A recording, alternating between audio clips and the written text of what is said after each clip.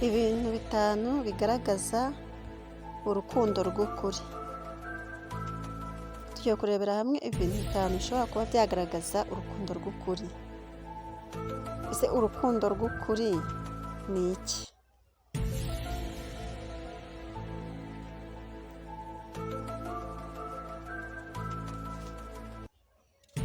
Ubundi umuntu mukundana by'ukuri kandi uzi neza ko muzabana, nta gusaba ko muryamana, nta gusaba ko musomana, nta gukorakora, mbese iby'isoni nke byose ntabwo abikora.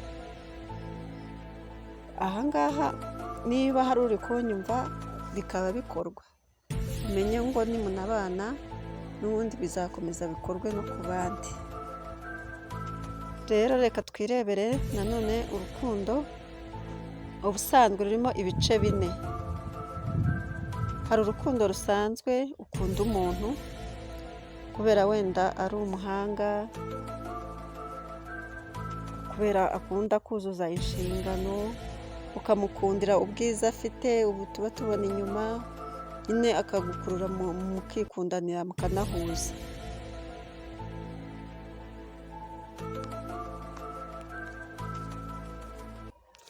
Ariko noneho hari urukundo rwa Yesu na Yuda. Twese turaruzi ku bantu basoma Bibiliya.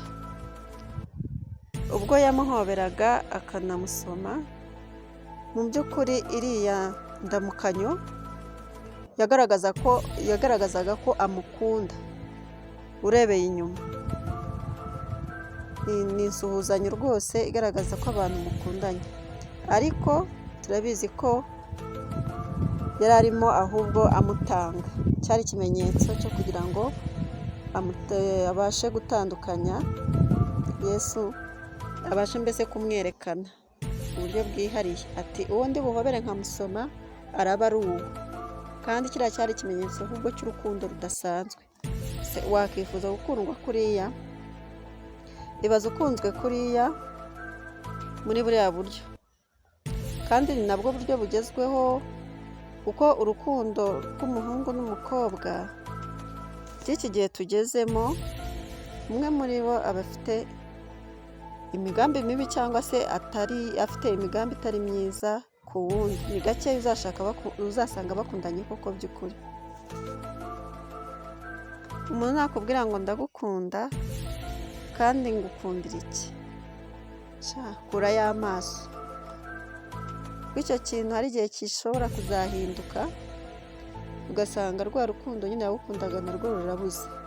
Aha twafata nk'urugero, aho umuntu ashobora kugukunda ufite nk'imyaka 40 cyangwa se 50, plutôt ufite ibiro 40-50. Twebwe abamama rero, niyo ushatse ukagira umugisha w'urubyaro, akenshi usanga bigenze neza nyuma ukabyibuha. Niba yaragukundiye taye ntoya y'ibiro 50, akaba aricyo nyine yagukundiye, urumva ko nyuma nibishira bizaba ibibazo. Turebe urukundo rwa kabiri rubaho mu buzima. Ni urukundo rwa famiye, ukunda abantu muhuje amaraso, abantu muvukana. Urwo ni urukundo utegetswe kugira ku muvandimwe wawe.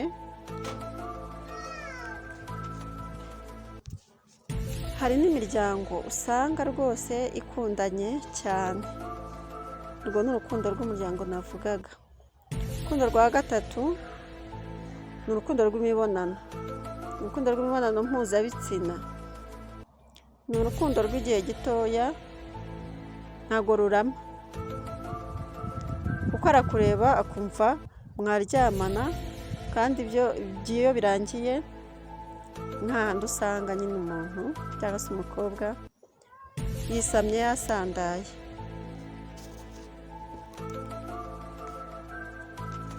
Uru rukundo rw'imibonano mpuzabitsina, ubundi buri masegonda 5 imisemburo irihindura. Urukundo rero rushingiye ku misemburo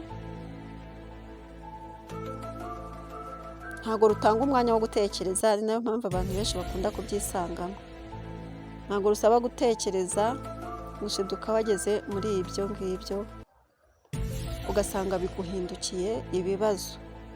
hahandi uzahamagara umusore ati uzi ko bya bintu twakoze nasamye, akakubwira ati ntabwo ari gutera inda njyenyine, umusanga nyine umukobwa bimubanye ibibazo, nubwo n'umuhungu aba yishyize mu mahoro ariko burya hari ikidodo ahorana ku mutima nubwo aba yimahoronije.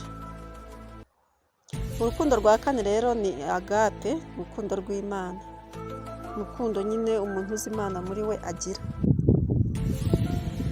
ni urukundo Imana idukunda kandi noneho urwo rukundo rukatubamo natwe kugira ngo turukunde abandi. Hanyuma urukundo rw'ubucuti ubusanzwe cyangwa se urukundo rw'ubucuti busanzwe ruba rwiza, kuko nta kintu kiryoha nko kugira umuntu ufungukira ukamubwira ibintu byawe byose. Biraruhura kandi biranezeza. Kugira inshuti biranezeza, atari iyo mu muryango cyangwa se atari uwo mwashakanye. N'uwo mwashakanye birashoboka mugirana ubucuti bukomeye, akaba ari we ubwira ibikubabaje, ibigushimishije, mbese nabyo biba byiza cyane ahubwo. Yego. Hanyuma mbere y'uko mbabwira ibintu bigaragaza urukundo rw'ukuri, nagira ngo mbabwire aka kantu. Nutwara umuhungu wa Satani si ubukwe azagusura, nutwara n'umukobwa wa Satani ni uko bukwe nyine nawe azagusura. Nuko niko kuri, niko biba bimeze. Dushishoze rero mu kurambagiza abasore n'abakobwa. Muri iki gihe yaba usenga cyangwa se udasenga, uwo ari wese yifuza umukunzi ukijijwe usenga, cyane iyo umuhungu abonye nk'umukobwa akaba aramukunze noneho akamenya ko asenga, biramunezeza kurushaho nubwo we yaba adakijijwe. Biranezeza. Ariko hari n'abantu cyane cyane bikunze kuba ku bakobwa, usanga bo batakireba ibyo ngibyo, cyane cyane ni abakobwa bagejeje cyangwa se bari hejuru y'imyaka 30. Nigeze kuganira n'umupasiteri ambwira uburyo abo bakobwa nyine bakuze bigiye hejuru bajya bamusanga akamubwira ati pasiteri, ati namubonye. Ni byiza. Ati namubonye ariko nagira ngo ngusabe akantu, nagira ngo umumbatirize nyine tubane. Urumva nyine bagira ngo amubatize ab'umukristo babane. Aho ngaho muri kumvamo ikintu. Aba yarirambiwe ariko ntago abazi uburemere bw'ingaruka zizaza nyuma.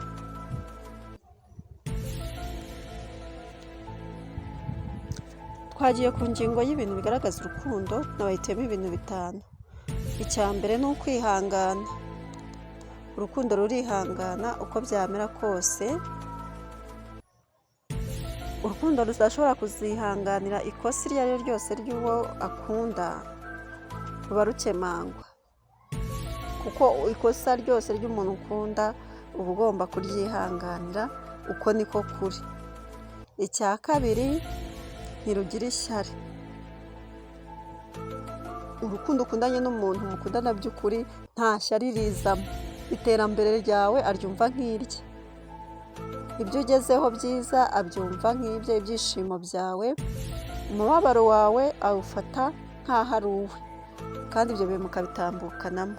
Urwo ni rwo rukundo rw'ukuri. Icya gatatu, ntirwishimagiza. Ahangaha urukundo ntabwo rwishimagiza rw'ukuri, ntirikubwira ibitangaza. Hari umuntu usanga uhora akubwira ibintu by'ibitangaza, ati nzagukorera ibi, uzabibona, uzabona ko utibeshye, ariko nyamara akaba ari ukubikubwira mu magambo gusa, ahubwo uko iminsi ishira ukagenda ubona wa muntu arushaho gukora ibibi kuruta ibyo ahora akubwira, mbese ahora yishimagiza gusa. Uwo muntu rero uzabona aho kwishimagiza urukundo uzarukemange. Ikindi urukundo rw'ukuri rugira, ntabwo rukora ibiteye isoni. Ntabwo umuntu mukundana by'ukuri akuzanaho ibintu biteye isoni, ubundi aba akubaha akanagukunda nyine. nta by'isoni nkeya rero akuzanaho. Icya nyuma, urukundo rw'ukuri rugaragaza ni uko rutarondera ibyarwo, ntirwiyerekezaho. Hari aho twavuze yuko ukwishima kwawe kuba ari uko iterambere rye arifata nk'irye, umubabaro mukawunyuranamo iyo umuntu akunda by'ukuri. N'aha rero ntago rwiyerekezaho rwose, ntabwo areba inyungu ze gusa,